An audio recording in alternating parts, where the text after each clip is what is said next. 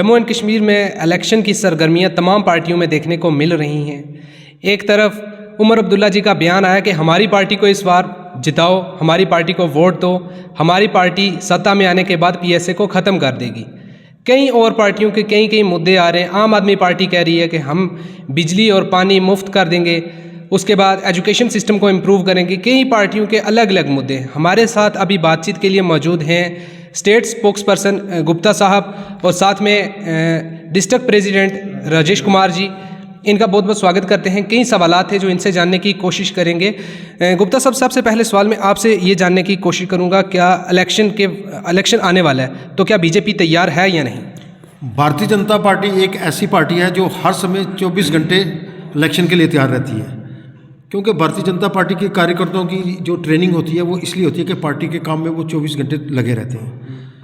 जहाँ तक भारतीय जनता पार्टी की बात है, अगर आपने देखा होगा कि भारतीय जनता पार्टी का विस्तार जम्मू कश्मीर में इतने बड़े लेवल पर हुआ है कि सभी पार्टियां उसके पीछे हो गई हैं। आज हर दिन जम्मू भारतीय जनता पार्टी के आपस में एक दौड़ लगी हुई है, लोग ज्वाइन कर रहे हैं। अगर आपने कल ही देखा होगा सुरकोट से पीर मेहताब बुखारी साहब ने ज्वाइन किया है। 21 तारीख को हमारा यहाँ पुंछ में प्रोग्राम हो रहा है और बड़ी बड़ी शख्सियत सुरकोट, मेंढर और पुंछ से बड़ी बड़ी शख्सियत भारतीय जनता पार्टी ज्वाइन कर रही है। आज लोगों को लगता है कि अगर जम्मू कश्मीर के अंदर डेवलपमेंट, शांति और अमन का कोई काम कर सकता है वो भारतीय जनता पार्टी है, क्योंकि भारतीय जनता पार्टी ने डेवलपमेंट करके बताई है। भारतीय जनता पार्टी ने जितनी भी स्कीमें लॉन्च की हैं सब गरीब लोगों के लिए लॉन्च की हैं, उनके घर घर तक पहुँचेगा। जहाँ तक आपने उमर अब्दुल्ला साहब की बात की कि उन्होंने कहा इस बार हमें जिताओ, हम पीएसए ख़त्म करेंगे। मैं उमर अब्दुल्ला साहब से, फारूक अब्दुल्ला साहब से ये पूछना चाहता हूँ, ये पीएसए लाया किसने? पीएसए भी इन्होंने लाया, लोगों के ऊपर जुर्म भी इन्होंने किया, मिलिटेंसी भी इनकी वजह से आई है। जब से केंद्र में हमारे प्रधानमंत्री नरेंद्र मोदी जी आए हैं तो आपने देखा होगा कि मिलिटेंसी बिल्कुल खत्म हो गई है, पत्थरबाजी खत्म हो गई है। एक चीज़ मैं समझने की कोशिश करूंगा, अगर कांग्रेस ने पीएसए लाया लेकिन मिठाइयों की तरह बांटा जो है बीजेपी ने, नहीं, हमारे राज्य में वो लोगों के ऊपर अगर पीएसए लगा है जिन्होंने लोगों ने एंटी नेशनल बात की होगी, उन लोगों का तो ये कहना है, जितनी कांग्रेस पार्टी के उन लीडरों का ये कहना है, पी ने जो है आम शहरियों पे इसको नाफिज किया, स्टूडेंट्स पे नाफिज किया। मैं सिर्फ इनसे एक बात पूछना चाहता हूँ, 1970-80 से पहले भारतीय जनता पार्टी तो कहीं नहीं थी। पाकिस्तान की नमक की एक डली किसी के घर से मिलती थी तो उसके ऊपर पीएसए लगता था, तब वो पीएसए क्यों लगाते थे? ये पीएसए की वजह से इन्होंने यहाँ पर लोगों को दबा कर रखा। 1987 का इलेक्शन हुआ, वहाँ उसको रिग किया, जिसकी इन्होंने मिलिटेंसी फैलाकर अपने घर भरे, लोगों को तबाह और बर्बाद किया। आप मुझे बताओ, जब से भारतीय जनता पार्टी सेंटर में आई है तो या आज श्रीनगर पूरा अमन है, पूरा खुला हुआ है। सिर्फ तकलीफ उन लोगों को है जिनकी दुकानदारी बंद हो गई, जिनका पैसा आना बंद हो गया है। आज लोग अमन और चैन के साथ रहते हैं। मुझे बताओ, सिर्फ हिस्ट्री के अंदर 2 बार सीज फायर हुआ जम्मू कश्मीर के अंदर। पहली दफ़ा अटल बिहारी वाजपेयी जी ने किया, जो हमारे प्राइम मिनिस्टर थे, जब माह रमजान था तो उन्होंने किया, और दूसरी दफ़ा हमारे प्रधानमंत्री नरेंद्र मोदी जी ने यहाँ पर सीज फायर किया है। ये भारतीय जनता पार्टी ने करके दिखाया। जिस पाकिस्तान के नमक के ऊपर लोगों के ऊपर पीएसए लगता तो उसको अटल बिहारी वाजपेयी जी ने बिल्कुल फ्री कर दिया था। लोगों को अमन और चैन अगर सुकून दिया तो भारतीय जनता पार्टी ने दिया है। भारतीय जनता पार्टी जो इलेक्शन लड़ेगी ना, वो अपने काम के ऊपर लड़ेगी, डेवलपमेंट के ऊपर लड़ेगी, तरक्की के ऊपर लड़ेगी। ये कहते हैं हमें जिताओ।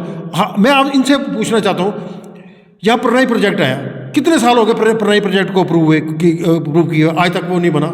यहाँ 2 मिनी सेक्रेटरीट बन रही है, एक पुंछ के अंदर, एक मेंढर के अंदर। 20-20 साल एक बिल्डिंग को बनने में लग जाती है। फारूक अब्दुल्ला साहब हमारे सेंटर के अंदर कैबिनेट मिनिस्टर थे, उनके पास सोलर प्रोजेक्ट है। मुझे बताए ना कितने प्रोजेक्ट इन्होंने हमारे पुंछ डिस्ट्रिक्ट के अंदर दिए? एक भी नहीं दिया। इन्होंने क्या किया, लोगों को सिर्फ एक्सप्लॉइट किया पहाड़ी और गुज्जर के नाम पर। हमने सबको जोड़ने का काम किया है। एसटी वालों को उनका हक दिया, पहाड़ियों को उनका हक देने जा रहे हैं, रेफ्यूजी को उनका हक हमने दिया, एक्स सर्विसमैन को उनका हक दिया। हमारी ये सोचा सबका साथ, सबका विकास, और सबको साथ लेकर चलने की बात है।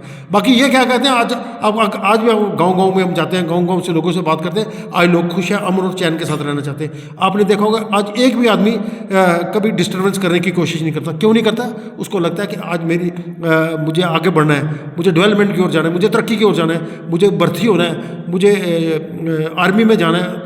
आज लोग अपने लिए सोचते हैं। पहले ये लीडर अपने बारे में सोचते थे, आज लोग अपने बारे में सोचते हैं कैसे डेवलपमेंट और तरक्की की ओर जाया जाए।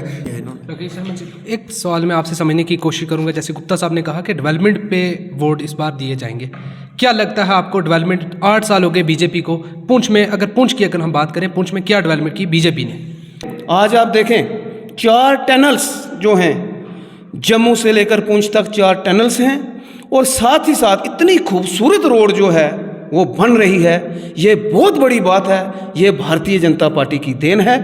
उसके बाद आप देखें जितनी स्कीमें आज तक किसी ने सोचा नहीं होगा कि ये जो मोर्चे जब शेलिंग होती थी पाकिस्तान की ओर से, तो वहाँ पर मोर्चे जो हैं 20-20 लाख का एक एक मोर्चा जो है लोगों को शेल्टर के लिए, और उसके साथ कम्युनिटी बेसिस का जो है सभी इकट्ठे रह करके एक एक मोर्चा वो उन्होंने वहाँ पर दिया 20-20 लाख की, 30-30 लाख की लागत से। लेकिन ग्राउंड पे एक भी नहीं है। ग्राउंड पे जितनी भी देखो हर जगह करप्शन है।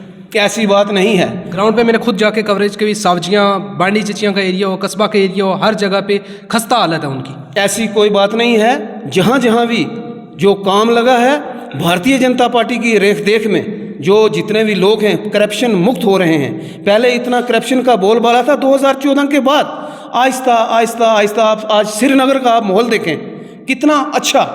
पहले उनके हाथ में राइफल थी, लेकिन हमारे देश के प्रिय प्रधानमंत्री जी ने जब से ये बागडोर संभाली है उसके बाद आप देखें उन्होंने एक सोच दी है वहाँ के नौजवान युवाओं को कि एक हाथ में जो है वो कंप्यूटर होगा और दूसरी हाथ में किताब होगी। आप आज देखें पत्थरबारी बिल्कुल ख़त्म हुई है। उनके नेतृत्व में जितने भी हमारे यहाँ पर मुलाजम ब्यूरोक्रेट्स हैं वो अच्छा काम कर रहे हैं और तरक्की की राह पर जो है। पुंछ में क्या डेवलपमेंट हुई? आपने इस सवाल का जवाब नहीं दिया। पुंछ में क्या डेवलपमेंट की बीजेपी ने?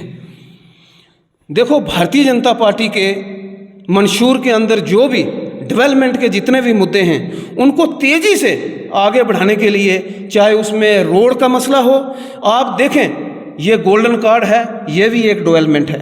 आज हमारी यहाँ पर 10 मिनट पहले मीटिंग हुई तो द्राबा से लोग आए, मेंढर से लोग आए, यहाँ पर आकर के उन्होंने नरेंद्र मोदी जी का शुक्रिया अदा किया कि उन्होंने कहा कि हमारे गांव में 5-5 लाख के कम से कम 15 और 20 जो हैं ऑपरेशन हुए और लोगों को राहत मिल रही है। ये भी एक डेवलपमेंट है, ये भी एक तरक्की है। आम गरीब आदमी को जो है फ़ायदा मिल रहा है, राशन मिल रहा है, सुकून से रह रहे हैं। सबसे बड़ी बात जो है डेवलपमेंट भी हो रही है और उसके साथ जो है लोग सुकून से रह रहे हैं। गुप्ता साहब, यही क्वेश्चन मैं आपसे जानने की कोशिश करूंगा। लोग बीजेपी को इस बार वोट देंगे, लेकिन किस चीज़ को देखते हुए? पुंछ की क्या डेवलपमेंट हुई, यही सवाल मैं आपसे समझने की कोशिश करूँगा। भैया, ऐसा है कि भारतीय जनता पार्टी ने सबको साथ लेकर चलने की बात की है। चाहे वो एसटी हैं, चाहे वो पहाड़ी हैं, चाहे रिफ्यूजी हैं, चाहे वो एक्स सर्विसमैन हैं, सभी को उनका हक जो पिछले 70 साल में नहीं मिला उनको उनका हक हमने दिया है, भारतीय जनता पार्टी ने दिया है। जहाँ तक आपने डेवलपमेंट की बात की, जब देश के प्रधानमंत्री नरेंद्र मोदी जी बने तो 80,000 करोड़ रुपए का पैकेज आया। यहाँ 12 लेजिस्लेटर थे, उन्होंने प्लान बनाया, उस प्लान में एक भी काम पुंछ के लिए नहीं आया। वो उनकी गलती है, वो हमारी गलती नहीं है, क्योंकि उसमें पुंछ की कोई आवाज़ ही नहीं उठाई गई। आज भी जितना प्लान और प्रोजेक्ट बनता है वो डीडीसी वीडीसी बनाते हैं। फिर भी मैं आपको एक कहना चाहता हूँ कि अगर आप देखेंगे तो इस समय इतनी बड़ी रोडों का जाल यहाँ पर आया है कि आप 100 कुछ रोडें जो पुंछ ज़िले के अंदर आई हैं वो कम नहीं है। हमारी ये कोशिश है कि जो भी सेंटर के प्रोजेक्ट हैं, अब देखो ना केंद्रीय विद्यालय यहाँ पर आया हुआ है, जो आयुर्वेदिक हॉस्पिटल यहाँ पर आया हुआ है, लेकिन यहाँ पर की जो हमारी आपसी खिंचातानी की वजह से ना अभी भी चीज़ें ग्रो हो रही हैं। वुमेन डिग्री कॉलेज का बात यहाँ पर है, रिंग रोड की बात यहाँ पर है, जिसके प्रोजेक्ट होकर चले गए, लेकिन अप्रूव करने वाली जो अथॉरिटी है वो डीडीसी वीडीसी है।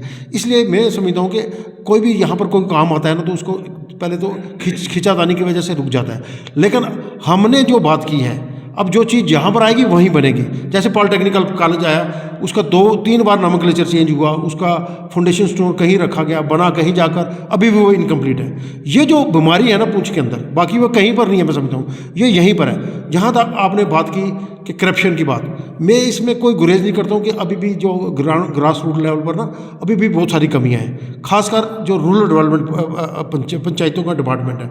आज भी बहुत सारे हमारे जो लोग हैं जिनको अननेसेसरी तंग किया जाता है, जैसे PMAY के मकान आते हैं उनसे अननेसेसरी ऊपर से नीचे से ऊपर किया जाता है।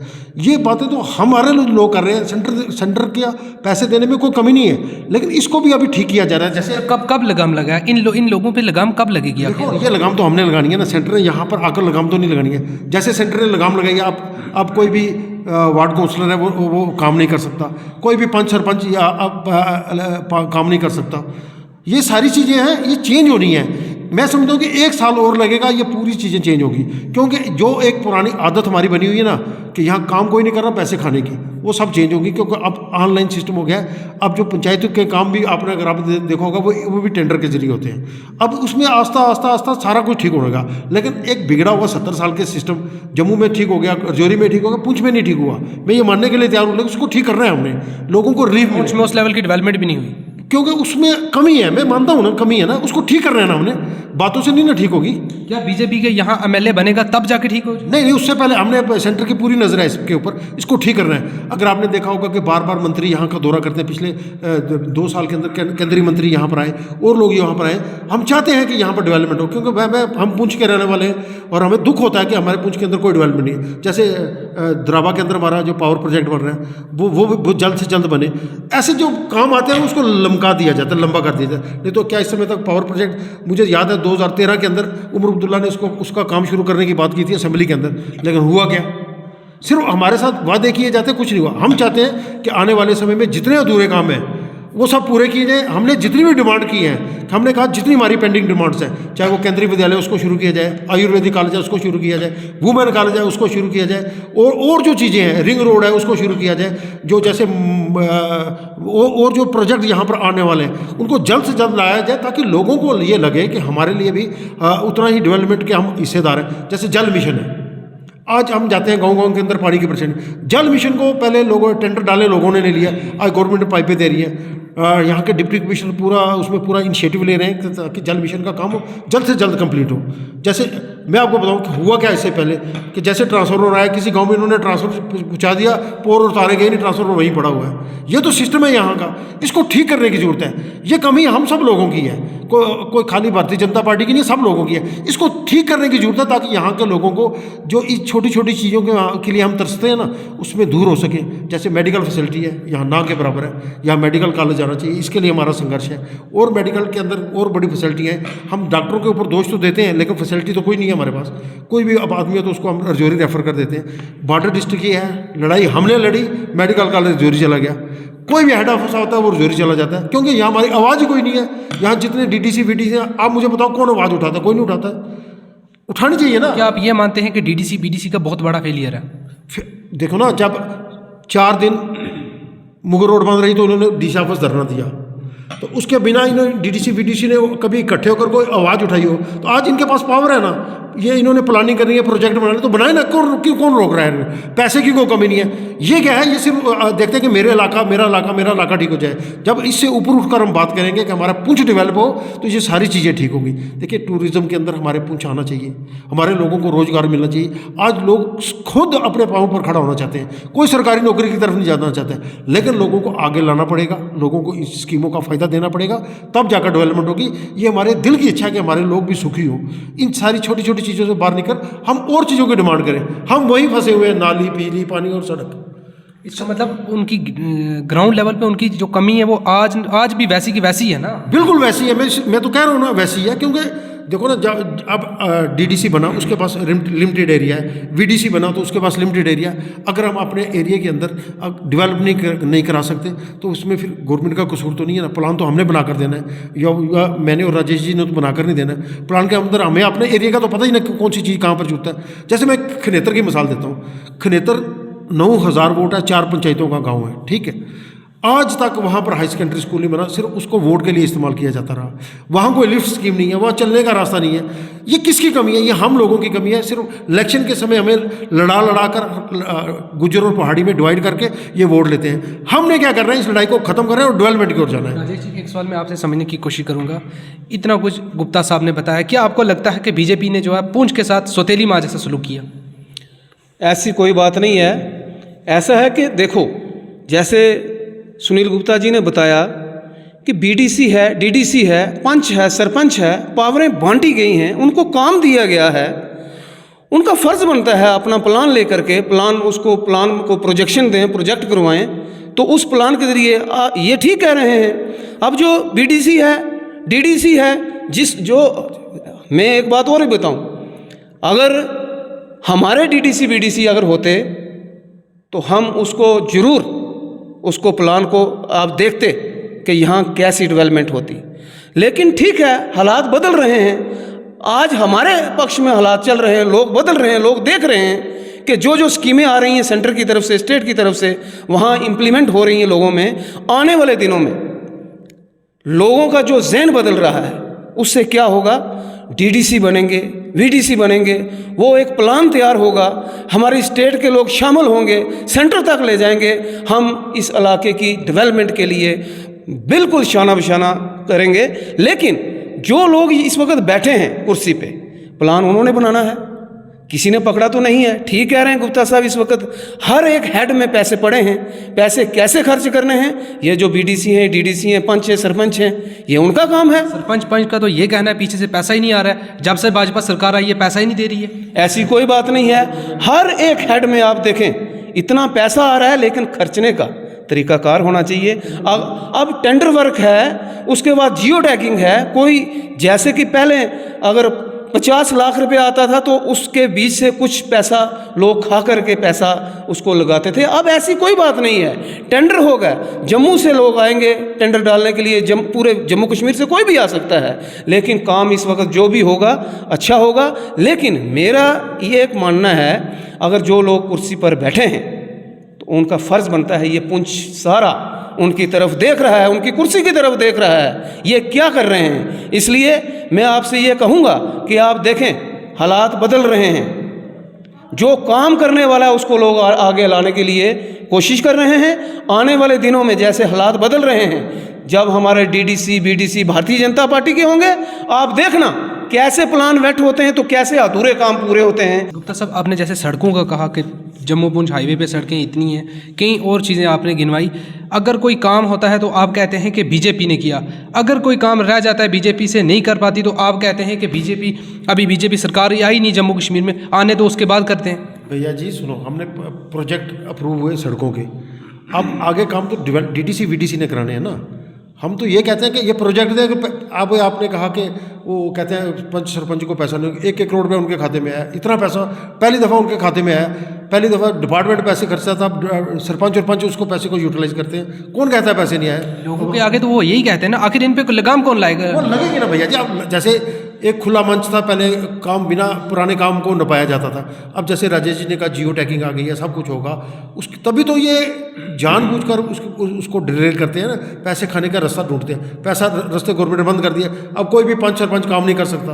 तो वो चाहते हैं ना कि लोग सफ़र हो। ये ठीक 6 महीने के बाद दोबारा चुनाव आ गए हैं मार्च अप्रैल के अंदर, तो लोग इन लोगों को जो काम नहीं करते वो उखाड़ कर फेंकेंगे। नए लोग आएंगे, नया काम होगा, नई ऊर्जा के साथ पढ़े लिखे लोग आएंगे और काम करेंगे, डेवलपमेंट होगी, तरक्की होगी। क्यों नहीं होगी तरक्की? गुप्ता साहब, क्या इस चीज़ पे आप मानते हैं कि पुंछ में जिस तरह की डेवलपमेंट होनी चाहिए उस तरह की नहीं हुई? वो तो हम पहले कह रहे हैं, हमारी पुंछ किसी ज़माने में एक स्टेट थी, फिर ये सुंदरबनी तक हमारा डिस्ट्रिक्ट बना। उसके बाद जितने हमारे हेड ऑफिस हैं यहाँ पर, चाहे वो SC PWD का हो, कोई भी हो, आप देख लो टेली कम्युनिकेशन का हो, कोई भी ऑफिस हो, सारे ऑफिस शिफ्ट हो गए। यहाँ किसी ने आवाज़ तो नहीं उठाई। इन लीडरों के होते हुए सारे ऑफिस चले गए, सब रजौरी शिफ्ट हो गए। रजौरी हमारे बाद में ये ऑफिस बना। ये एक ड्रॉबैक रही हमारी, आज तक कोई भी डिमांड ही नहीं है। हमारे पुंछ जिले की कौन सी डिमांड है? कोई भी नहीं। बाकी हर जगह लोग कुछ ना कुछ मांगते हैं कि हमें तरक्की के लिए, डेवलपमेंट के लिए ये चाहिए, ये प्रोजेक्ट चाहिए। हमारे लीडरों ने आज तक कभी भी कोई चीज़ प्रोजेक्शन नहीं किया, जिसकी वजह से हम पीछे हैं और इसको चीज़ को हमने बदलना है। तो बीजेपी पार्टी में पुंछ में अच्छे नेता हैं, अच्छे लीडर हैं, तो क्या बीजेपी पार्टी के जो लीडर हैं उन्होंने कभी इस चीज़ के लिए आवाज़ उठाई? भैया जी क्यों नहीं उठाई? आप हमारी जब मर्जी पिछले 20 साल 25 साल से देख लो, लेकिन पावर जिन लोगों के पास रही है उन्होंने यहाँ पर कोई डेवलपमेंट नहीं होने दी। मैं आपको सच कहता हूँ, हमने तो समय पर हर समय पुंछ के लिए बात की है। मेडिकल कॉलेज की मैं कहता हूँ हमने लड़ाई लड़ी, जब ग्रिफ का यहाँ से हेड ऑफिस शिफ्ट हुआ तो हमने लड़ाई लड़ी। लेकिन जिनके पास पावर थी वो सारा कुछ लेकर रजौरी, हमने कब नहीं उठाई? हमने हमारा पोस्ट ऑफिस का हेड ऑफिस कहाँ? रजौरी। पासपोर्ट ऑफिस कहाँ बना? रजौरी। मेडिकल कॉलेज कहाँ बना? रजौरी। तो मुझे बताओ ना, इनमें से किसी ने आवाज़ उठाई हुई? जब ST इंटर डिस्ट्रिक्ट रिक्रूटमेंट बंद हुई, बैन की गई, उस समय कांग्रेस और नेशनल कॉन्फ्रेंस की हुकूमत थी। यहाँ एसटी के बहुत सारे लोग जो लेजिस्लेटर थे, पावर में थे, इन्होंने कोई आवाज़ उठाई, हमने उठाई, हमने हर समय लोगों के लिए आवाज़ उठाई। लेकिन जिनकी हुकूमत थी उन्होंने कोई भी काम ग्राउंड पर नहीं होने दिया। उनकी ये मर्जी थी, ये एक भी मसला हल हो, ये इसको हम इलेक्शन में इस्तेमाल करें। कांग्रेस 70 साल रिफ्यूजियों के साथ कहती रही कि हम आपको साथ इंसाफ करेंगे, इंसाफ नहीं किया, बीजेपी ने किया। हमने one rank one pension BJP ने दी। हमने सारे मसलों को ख़त्म करने की कोशिश की। एसटी वालों को उनका हक दिया, पॉलिटिकल रिजर्वेशन दी, फॉरेस्ट राइट एक्ट दिया, और जो इंटर डिस्ट्रिक्ट रिक्रूटमेंट थी वो हमने खोल दी। अब इस हफ्ते के अंदर या विद इन वीक हम पहाड़ियों को भी उनका हक देने वाले हैं। हमारी यह है कि ये सारी चीज़ें होने के बाद हमने डेवलपमेंट की ओर जाने, ये जो बाइक से बाइकें लड़ाने का काम था ना, उसको ख़त्म किया हमने। एक सवाल मैं आपसे समझने की कोशिश करूंगा, जैसे गुप्ता साहब ने कहा कि आज बीडीसी और डीडीसी जो है पावर में उनकी कहीं ना कहीं नालायकी है, तभी डेवलपमेंट नहीं हो रही।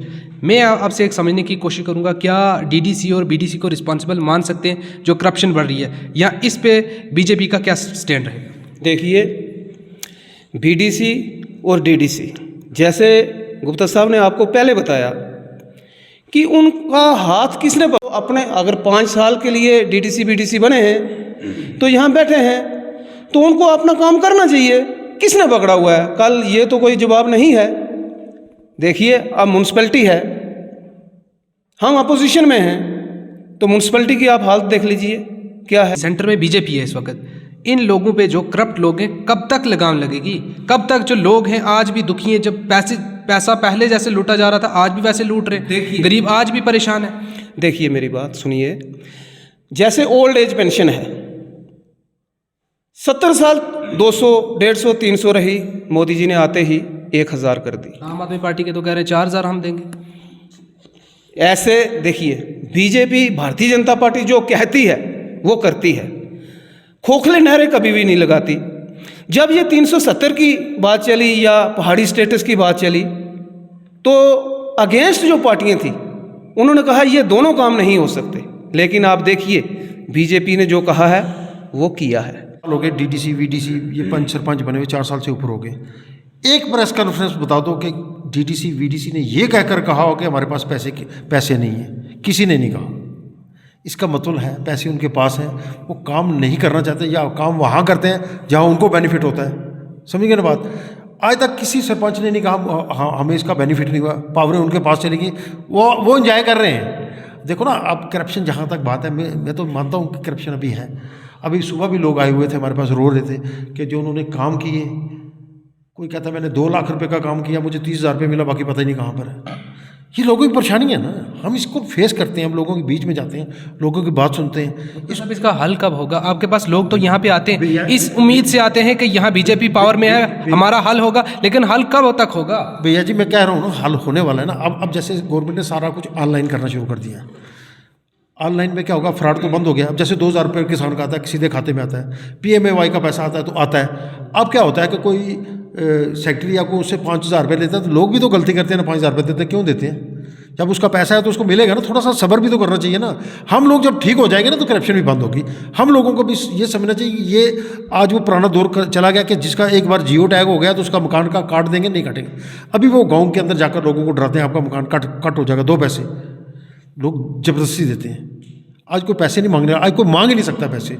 मेरी बात समझना, ये आस्ता आस्ता चेंज होगी। जैसे राजेश जी ने कहा कि 90% जो सिस्टम है वो ऑनलाइन हो गया, जो 10% है इसकी भी हम कमियां देखते हैं। और मैं आपको एक बात बताऊं, जो हम कमियां गांव के अंदर जाकर देखते हैं तो हम खाली अपने तक नहीं रखते, हम इसके ऊपर जाकर बात करते हैं और कोशिश करते हैं ये दूर हो, लोगों को रिलीफ मिलनी चाहिए।